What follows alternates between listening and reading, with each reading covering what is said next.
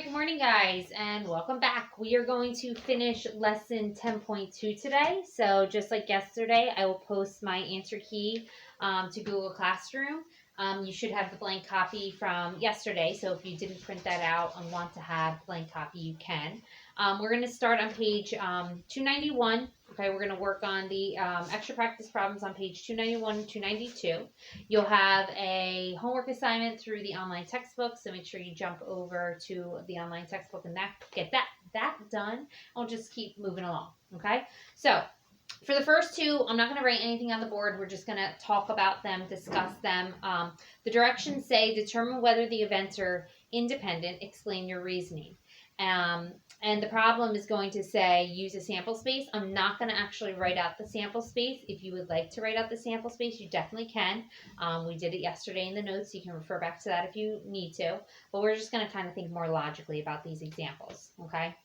So it says you have 3 white golf balls and 2 yellow golf balls in a bag. Okay, so that's a total of 3 white, 2 yellow, 5 golf balls. You randomly select 1 golf ball to hit now and another golf ball to place in your pocket. Use the sample space to determine whether randomly selecting a white golf ball first and then a white golf ball second are independent events. So again, think logically about this. If you have a bag of golf balls and you're going to select a white one, you're going to hit it, and then you're going to select another white one to stick in your pocket, are those two events independent or dependent? So hopefully you can think about this and think, all right, well, if I hit the first white golf ball, when I go to select the second white golf ball to stick in my pocket, there's 1 less white golf ball to select from. So the occurrence of the first event, the occurrence of hitting the first white golf ball, does impact the second event, okay? So those are not independent events, those are dependent events.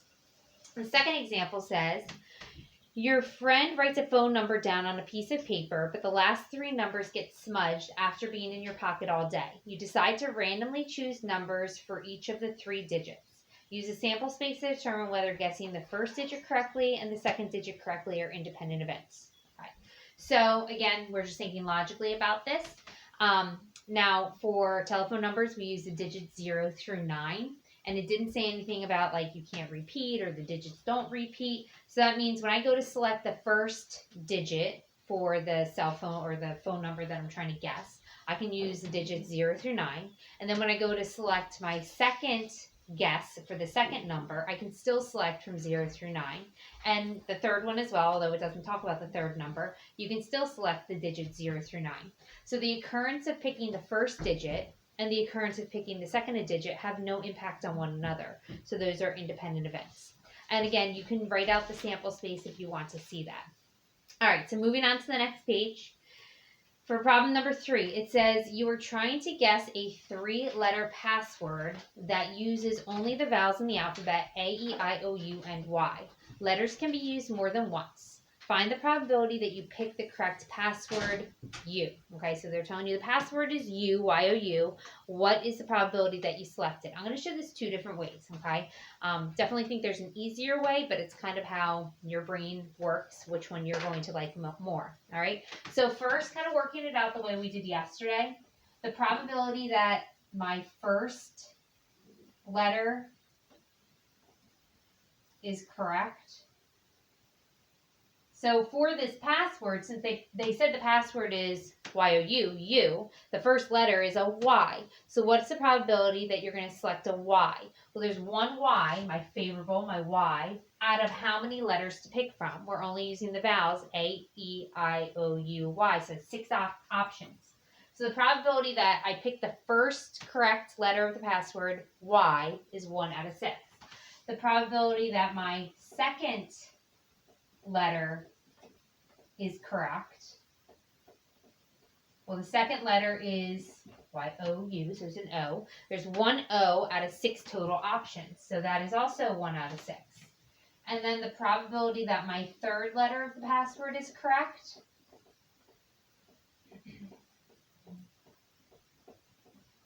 Well, the third letter is the U, right, because the password is Y-O-U. So there's 1 U, my favorable is a U, out of how many total to pick from? Still 6.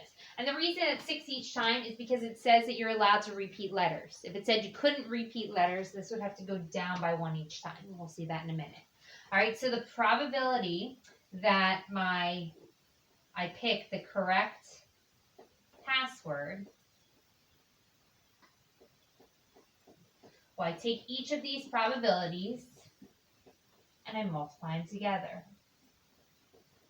Okay, so it's 1 times 1 times 1, 6 times 6 times 6, 1 over 216. Okay, now that's a proper answer, or if the answer asks you to round, you could give the decimal approximation of 0.0046, which is approximately 46%. Again, only give me approximated answers if the directions ask for approximated answers. Sorry. Okay, so that's one way of thinking about this problem and doing it. There is another way, kind of, sorry about that, kind of using logic.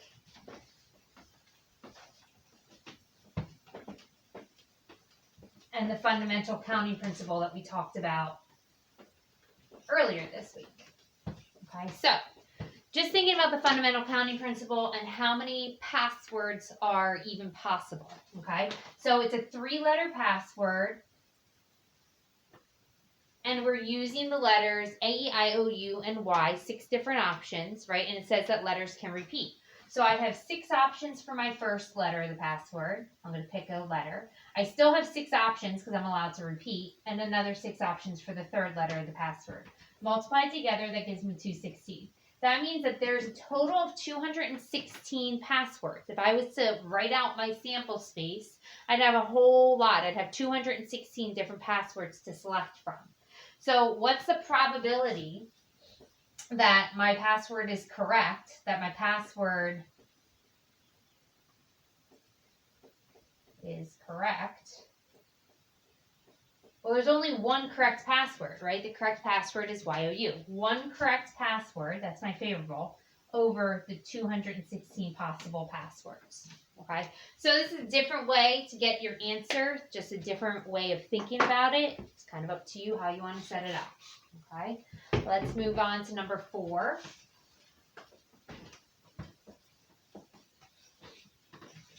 All right, so number 4 says you're trying to guess a 3-letter password that uses only the vowels in the alphabet A, E, I, O, U, Y. Letters can't be used more than once. Find the probability that you pick the correct password A, I, E.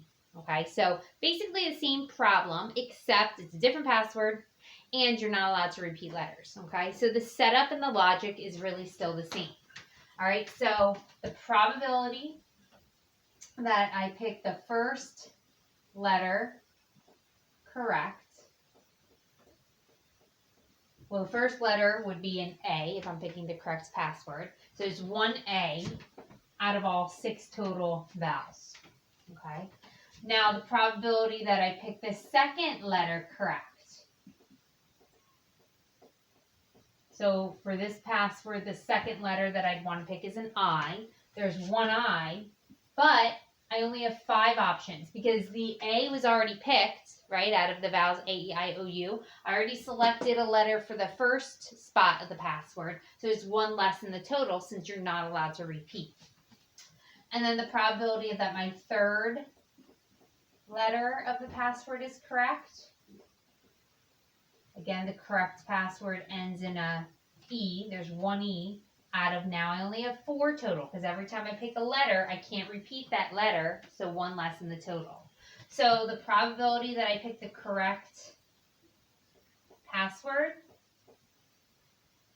you multiply those together. 1/6 times 1/5 times 1/4. And you're going to have 1 over 120. 120. All right, and you can get the decimal approximation if you want. Now again, you can think more logically about this using the fundamental counting principle if you choose. So we just need to first figure out how many passwords are there, how many total passwords are in this sample space. Okay, so my password is still just 3 letters. I have 6 vowels to pick for my first letter of the password. You see that? My board needs to dry faster. 6 letters for the first letter of the password. I'm not allowed to repeat letters, so after I pick the first letter, I only have 5 options for the second spot of the password, and then only 4 options. So when you multiply that together, that's where the 120 comes from. So there's 120 total different password options. Only one of those 120 is going to be correct. So the probability that you pick the correct password is 1 out of 120. Okay. All right, just one last problem, parts A and B. My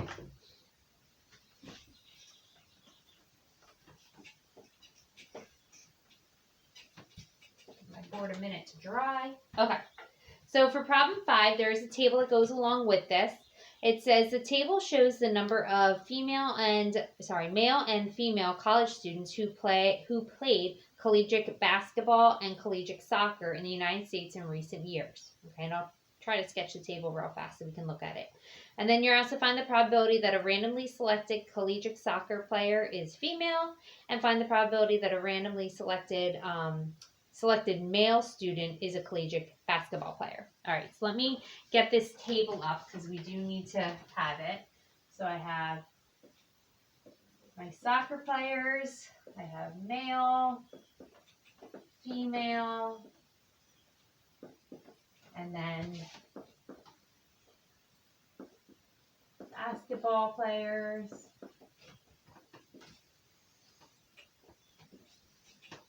That marker's not really working.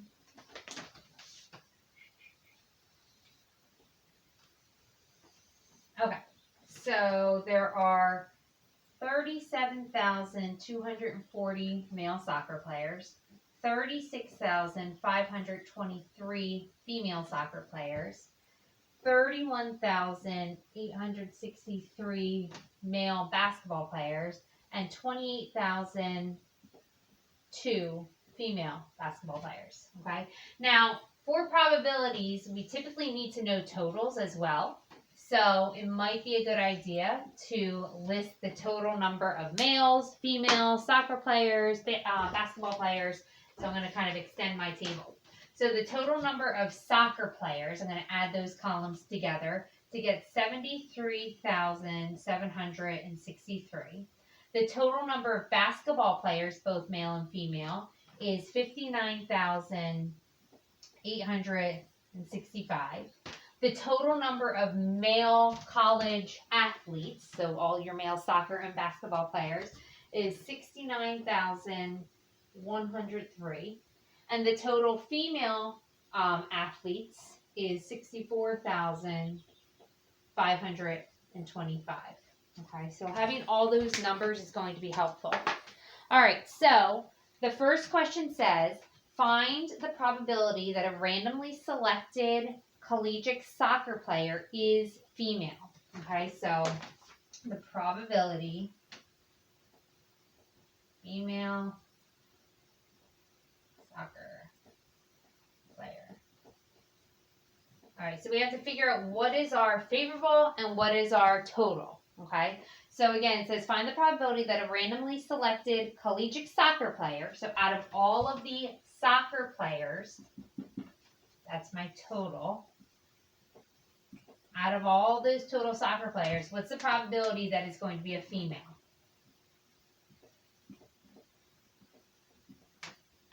And there you have it. Now you'd want to simplify for these, since the numbers are so large, I am going to get approximated decimal, so that's 49.5%. All right, and the last problem says find the probability that a randomly selected male student, so the males are going to be the total, is a basketball player. Okay, so the probability male plays basketball. So out of all the males, so I have to find all the males, that's out of the 69,103. What's the probability that out of all the males, it's going to be a male basketball player? 31,863. And then you're going to approximate that to 46.1%. All right. Hopefully you guys can see all that. All right, guys, that is the end of the lesson. So go ahead and jump on over to the online textbook to get your homework done. Email me with any questions, and we'll keep on moving along. Hope you're having a good day. Bye.